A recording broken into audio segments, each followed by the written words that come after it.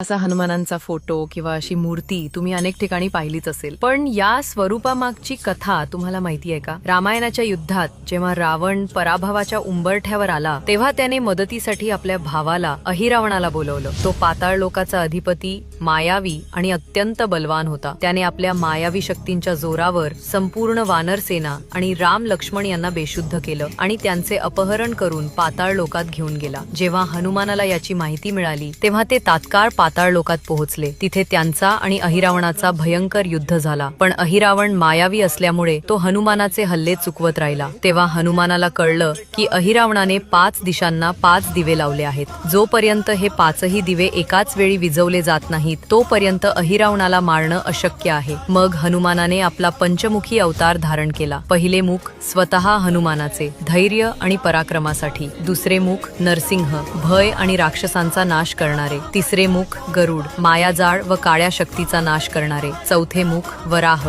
संरक्षण आणि स्थैर्य देणारे. 5वे मुख हयग्रीव, ज्ञान आणि बुद्धीसाठी. या पंचमुखी स्वरूपाने हनुमानाने 5ही दिशांचे दिवे एकाच वेळी विझवले आणि अहिरावणाचा वध केला. त्यामुळे श्रीराम आणि लक्ष्मणांची सुटका झाली. पंचमुखी हनुमान आपल्याला शिकवतात की आयुष्यात कितीही अडचणी आल्या तरी धैर्य गमावू नका. प्रयत्नांना शक्ती द्या, योग्य निर्णयांसाठी बुद्धी वापरा, ज्ञान मिळवत राहा आणि नेहमी सकारात्मक राहा, कारण हीच ती 5 मुखं आहेत जी प्रत्येक माणसाला यश, शांती आणि समाधान देतात.